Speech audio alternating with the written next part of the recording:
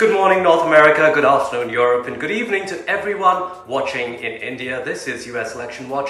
I'm Allister D'Souza, coming to you live from Washington, D.C. The headlines. Harris heads to Battleground states today. She will appeal to working-class voters.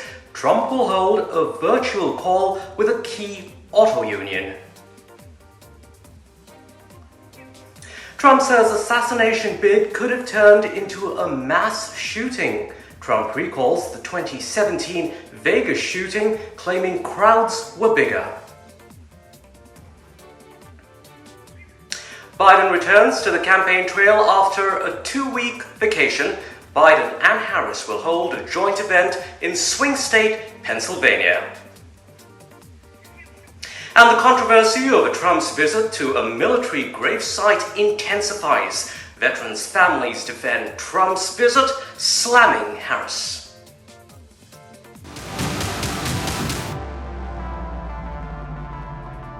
Our top story, the US presidential race is entering a crucial stretch. In 8 days, Harris and Trump are set to debate a defining moment that could make or break their path to the White House. Meanwhile, it's Labor Day today, a public holiday here in the US. Labor Day traditionally signifies the beginning of the end of the election cycle. Kamala Harris will be in Pittsburgh, Pennsylvania Monday to celebrate labor unions. An event is also scheduled in Detroit, Michigan, another union stronghold in a battleground state. Trump won't be on the road today, but he will be on a video call with current and retired members of the United Auto Workers, even though that union has endorsed Harris.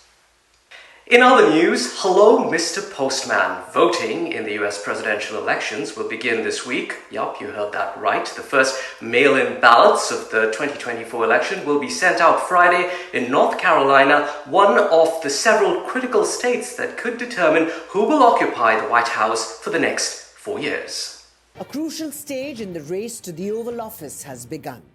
From the first swing state ballots hitting mailboxes this week, to the much-awaited Kamala Harris versus Donald Trump debate on September 10th, key landmarks dot the election calendar. The first ballots of the election will go out on Friday in North Carolina, which is one of a handful of potentially critical Sun Belt states. Early in-person voting starts in Minnesota, South Dakota, and Virginia 2 weeks later. Both Harris and Trump campaigns are focusing on key battleground states. Harris is set to campaign in the company of US President Joe Biden in Pittsburgh. Reports suggest that it is part of a careful strategy to use Biden in a targeted way. Meanwhile, Trump will travel across the Upper Midwestern states. The focus has intensified on the blue wall states, Michigan, Pennsylvania, and Wisconsin, that were key to Trump's 2016 victory and then his loss to President Joe Biden in 2020. On Tuesday, the Harris campaign will begin a multi-state bus tour in Palm Beach, Florida, near Trump's Mar-a-Lago home. Reports say that the aim is to highlight Trump's role in appointing 3 of the Supreme Court justices who overturned the Roe v. Wade judgment in 2022. Reproductive rights remain as one of the key issues as the Harris campaign slammed Trump for his back and forth on the topic. On the other hand, Trump campaign senior official Corey Lewandowski has rejected rumors of a shakeup in the management of the former president's election bid, saying the operation's leadership will not change. An ABC Ipsos poll released on Sunday showed Harris with a 4-point lead over Trump among registered voters and a 6-point advantage among likely voters. Experts say that the race between Harris and Trump remains close. Neither Trump nor Harris seem to get a boost from their respective parties' conventions. With Vishal Vivek, Bureau Report, NDTV World. So that's a lowdown of all that's happening on the campaign trail, including those mail-in ballots that go out later this week, Friday. In other news now, it just won't go away. A controversy over Trump using a cemetery for his political campaigning has started a firestorm that refuses to simmer down. Kamala Harris lashed out over the weekend. Families of military service members are furious, and Trump says he did nothing wrong. So what exactly happened? A week ago, Trump visited Arlington National Cemetery to pay his respects to fallen military personnel. It was done to mark the third anniversary of the Kabul airport bombing as the US was pulling out of Afghanistan. 13 US service members died at the time. Last Monday, during Trump's visit to the gravesite, an altercation occurred. A cemetery employee was reportedly pushed as she tried to explain to Trump staffers that filming was banned in certain areas of the cemetery. And if that wasn't enough, the army then issued a rare public statement saying Trump's team violated the law which prohibits political campaigns or election activities in that cemetery. Kamala Harris said Trump has disrespected sacred ground and he has a disregard for the law. Trump says his staffers did nothing wrong and prior filming permission was granted. He also claimed he was invited for the ceremony and did not do it for publicity. We're there, and they said a prayer, different graves, one here, one there. Then they said to me, I'm not surprised, I never even thought about it. Sir, would it be possible for you to have a picture with us by the tombstone of my son? You know, the beautiful white tombstones, marble, beautiful, beautiful things, and carved, engraved with the names on them. I said, absolutely. I wasn't doing it I don't need publicity. I get a lot of publicity. Let's take a closer look at the story now. We are joined by Art Estopinin, a political strategist with nearly 3 decades of experience in the US Congress, and joining us, Ajay Bhutoria, Deputy National Finance Chair for the Democratic Party and an Asian American community leader. Thank you very much, gentlemen, for joining us this morning. Now, Art, let me come to you first. Some of the families who invited Trump to the gravesite have come out strongly in favor of Trump. They say they invited Trump's team to film and take photographs at that gravesite, but the fact really remains that there are many other military families who say that this should never have happened. This was wrong, it was disrespectful and illegal. You just can't campaign here. Do you think that Trump's campaign got this wrong? No, I don't think so, Allister. The fact of the matter is, what is shameful and what it is unforgivable is that we saw President Biden sleeping in the beach. He's been on vacation for 2 weeks, first in California and now in Delaware. And then Ms. Harris was in her mansion like a few miles away. They are the reason why these 13 young people died, because of the batched withdrawal of the U.S. forces in Afghanistan. This was a disaster from President Biden and Harris. And what Trump was doing is he was there because he was invited by the family. The family see President Trump, the family of these fallen young men and women, see President Trump as the true leader of the United States, the leader that is respected around the world. Harris and Biden, unfortunately, are not respected, and the American people see President Trump as the true leader. Ajay, do you agree with that Harris and President Biden didn't do enough to mark the 3-year anniversary? Well, in response to criticism regarding the Afghanistan, it is crucial to focus on the real issues rather than exploiting the death of our 13 brave service members for political attacks. And that's what Trump has been doing, using the sacred ground for political gain. So you agree that President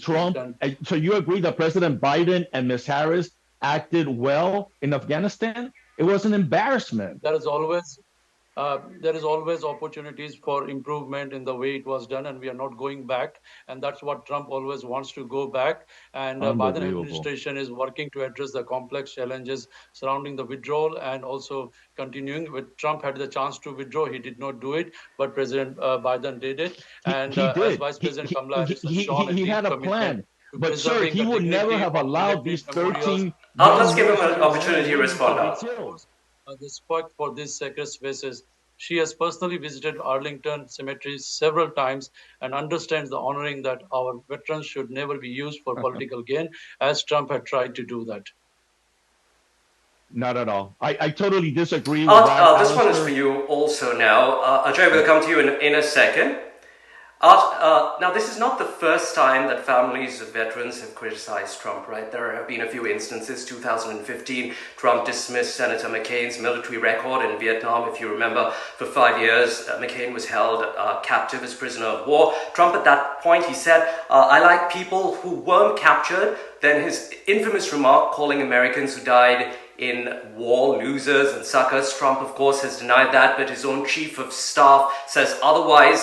What would you say? These are just not like a few slip-ups, but maybe this is really who Trump is. Allister, so I understand that the liberal press in the United States has an agenda that they have to follow. And that agenda that is that President Trump is anti-military, but that is totally 100% wrong. The president rebuilt the military, which in just almost 4 years has been totally destroyed. Do you know how many naval ships are at dock because we don't have the military support? That never happened when President Trump was president. He also rebuilt all of our equipment, military equipment that President Biden has been given to Ukraine. President Trump is seen by the military and is supported by all kinds of veterans. That is an agenda that is untrue, that is promoted by the press. Unfortunately, the military men and women respect and honor President Trump as the chief because he did not have any wars around the world when he was president. Now we see what a disaster we're living. Russia invaded Ukraine. We see the Middle East. We see Latin America. There are wars everywhere under the Biden-Harris administration. When President Trump is reelected, we're going to see peace in the world once again. Okay, Art and Ajay, do stay with us. We just come back to our discussion here, but we want to take a look at the latest survey on how the race is actually shaping out. And ABC Ipsos poll shows that Kamala Harris has a slight lead over Trump. This poll was conducted after the Democratic Convention, which was, of course, held late last month. It shows basically unchanged from before the convention. Question here to Ajay first. Let's look at some of the other things that this survey revealed. For example, the poll showed that a majority feel that Harris is running her campaign well, while fewer feel the same about Trump. We just spoke about the Arlington Cemetery controversy. So do you think that Trump here has bad advisors? Art, I'll come to you in just a bit, but we'll get this response from Ajay first. Or do you think that the problem really is Trump, who really can't take direction and stay on message? So I just want to conclude that cemetery discussion saying that Trump had called our army and our veterans suckers and losers. And how dare he do that? He cannot do that. He had done it multiple times. It's a shameful act that a commander-in-chief could call our people of army and veterans suckers and losers. That's a shameful thing. Now, coming to the race, Vice President Harris has been running for the future and to turn the page on division of Donald Trump, and Americans are energized behind that message. Since Vice President entered the race, she has raised more than $500 million, a historic sum. We have over 312 coordinate office with 2,000 coordinate staff in the battleground states. And in every battleground state, Republican governors, Republican mayors are coming and joining our campaign and supporting Harris more and more. Vice President Harris holds on the core issues of crime, democracy, abortion, healthcare, gun violence, and on reproductive right and freedom. And meanwhile, Trump is burdened with defending indefensible Project 2025, where he wants to cut down K through 12 education. He wants to do a ban on abortion, and he wants to cut down Social Security. And Allister, can I answer your question? And he's going to surrender our leadership. Okay, Ajay, all points noted. Art, what do you think? Do you think that the Trump campaign needs a change in strategy here, given that slight edge that Harris has?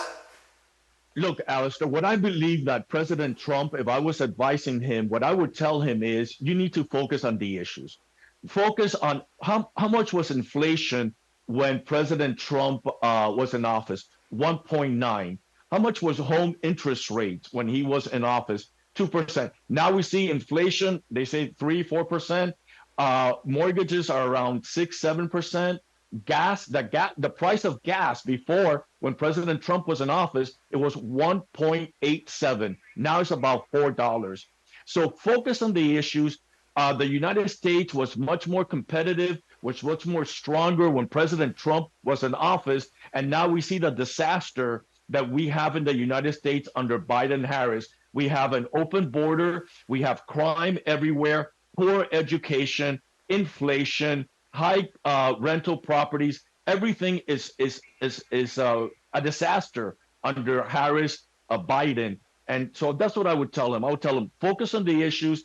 We don't know any of the policies that Ms. Harris wants to implement. She says she wants to create opportunities by creating by price eliminating price gouging, whatever that means. That's price control. Price control is a socialism technique that has never worked. President Nixon tried it in the 70s. It didn't work. It will not work now. So, Art, on what you said, the poll concurs with you on some points. Trump continues to outperform Harris on key issues like the economy, inflation, immigration. But Art, when it comes to physical fitness, now 47% say that Harris is in a much better position as versus Trump at 37% physical and mental fitness. So how do you defend that argument? Do you think that Trump has it still in him to take on another term in the White House? Absolutely, Allister. And the only thing we have to do is watch him do town hall after town hall, speaking to thousands and thousands of people, interviews. So not because of his age should we believe that he cannot do the job, because we see it on TV. We see it every day, his physical energy. He may be reaching 80, but he acts like a man maybe in his 60s, because he is in his heart, he has love for this country. In comparison to Mr. Biden, President Biden, that we saw every day in our TV of his decline, of his mental decline, and Vice President Harris said he's ready to go. She lied once again to the American people, saying that he was perfectly fine, when everyone saw with their own eyes that the poor man was just deteriorating. And that's a reality. But in contrast, we see President Trump, strong, vital, energetic guy. Yeah, so right. President Biden has been one of the most transformative president of the All right, so Ajay, what do you think? Yeah. So President Biden has been one of the most transformative president in the United States history, where he has, we took the reins to destroy the economy from Trump, and we during the COVID time, and President Biden has the lowest unemployment. So you like high inflation? The highest number of jobs. Okay, Ajay, let's compare. Biden is not in the race anymore. Let's compare Trump to Harris and the age factor. What do you think of that? And let's get Ajay to respond, and I'll give you an opportunity as well. So let's try and stop talking over each other. That's okay. Sure. Go ahead. Is there any comparison needs to be done? We have the oldest candidate who doesn't remember names, Donald Trump, who doesn't remember. He's a low energy guy, and he's losing everywhere. And his campaign polls shows that he's behind, and his own Republican friends are getting behind Kamala Harris. And Kamala Harris is leading on the issues. She's ready to turn the page for a new way forward, where she's talked about her economic plan, where she's going to give incentives for housing to millions of American for first-time house buyers, for credit, for child credit, and she's going to create control on the price. She's going to lead us for better relations in the worldwide. I mean, so she's the right candidate. Even though she's a very strong, we consider ourselves underdogs, and we are working hard. The next 65 days, we continue to work hard. We continue to organize. We continue to mobilize, and we continue to get out each and every vote we can to defeat Donald Trump.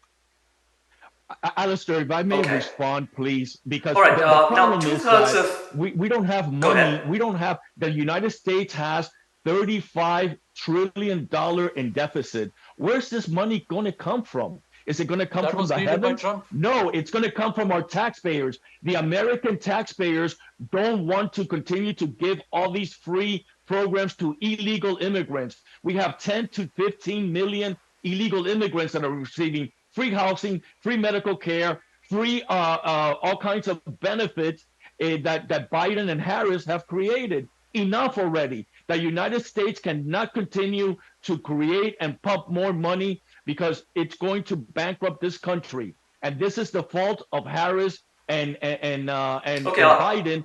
All this inflation is just unacceptable. Just enough time for one last question. Now, 2/3 of Americans in that poll felt that Trump would be unprepared to accept the election result. This, of course, is no good. It worries a lot of people. No one wants to see the chaos of January 6th again. This question is to you because you are a Republican supporter. How worried should we be about a repeat of what happened on January 6th? Well, Allister, the main problem is that if illegal immigrants start to vote, and if the American people see of electoral irregularities like we saw in November of 2020, where half of the country did not accept the election of President Biden because we saw all of the different irregularities in Nevada and Arizona and Pennsylvania and Georgia, in all of the key states. President Trump was winning big numbers. And at midnight, I was on TV commenting. At midnight, they said, we're going to stop the counting. And then at 4 a.m., when they started counting again, President Biden was named president. That doesn't happen that has never happened in the United States. It happens in banana republics. So if the American people feel that this election was stolen, January the 6th is that protest that happened is going to happen all over the United States, because the American people we've never had a civil war because the elections are respected. We need to respect the elections, and the elections count. If Vice President Harris wins fair and square, fine, no problem. But the problem is that if they try to steal the election, it's going to be a problem. Ajay, very quickly, 15 seconds, wrap up, please. Are you worried about a repeat of January 6th? Of course, we are worried. I mean, because it's a shame that even today, my fellow panelist is not able to accept the elections of 2020. And in the US, we have most fair elections, which following the rule of the law. And Trump is not able to accept his defeat. And I'm sure he will not able to accept his defeat in 2024. So he will do whatever he can, but the law will take action. Win. And our officers and everything is there. So we are looking to turn the page and leave behind the divisiveness of Trump, and the country is willing to moving forward with Kamala Harris for a brighter future for all. Thank you so much, gentlemen. Political strategist Art Estopian joining us there, and Ajay Bhattacharya with the Democratic Party. To all the news this morning, spend big, win big. That's usually the mantra. Both the Trump and Harris campaigns have spent huge amounts of money on rallies, advertising, and travel across the United States. Now, more than ever, with only a small vote margin between candidates, securing funding is critical. For Donald Trump, the added strain of ongoing legal proceedings, meanwhile, also have been putting a huge financial crunch on him, both personally and politically as well. But where is all this campaign money really coming from? There are a few big names in the mix. Here's the dollar lowdown. Good evening, Milwaukee! President of the United States. Elections are not just about big speeches and promises. Money in the form of donations also plays a key role. To put it into perspective of the all-important US election, the campaigns of Kamala Harris and Donald Trump have raised close to $1.3 billion so far. Heir to the Mellon banking fortune, Timothy Mellon has publicly spent more than $125 million into Trump's campaign, which is more than anyone else. The best-known name on the list, Elon Musk, has plans to spend as much as $180 million on the former president's campaign. Musk had never shown an inclination for politics, but he has made an exception for Trump. Reports say that the 78-year-old listens to Musk and also takes his advice in crucial matters such as choosing his running mate. On the other hand, ever since Joe Biden stepped away from the election race, the Democratic campaign has seen an upsurge in donations. Reid Hoffman, the co-founder of LinkedIn, is one of the top Democratic donors. The tech boss has also emerged as a confidant to other potential wealthy donors in Silicon Valley. Billionaire and former mayor of New York City, Mike Bloomberg, has not invested as much as he usually does. However, he tends to be a late donor. Meanwhile, reports suggest that Facebook co-founder Dustin Moskovitz widely expected to cut a major check towards the end of the election campaign. Bureau Report, NDTV World. The much-anticipated release of Donald Trump's book, Save America, has, as expected, caused a media storm. The book promises to offer an exclusive and unparalleled glimpse into Trump's four-year presidential term. Save America is set to cover all the iconic moments from the Trump administration, offering a candid account of historic summits with other world leaders and exclusive photos handpicked by the president himself. Publicity material claims that the book will also outline the former president's so-called roadmap for his next term in office should he be elected in 2024. That's all we have time for here on US Election Watch. I'm Allister in Washington, D.C. Thanks for your company.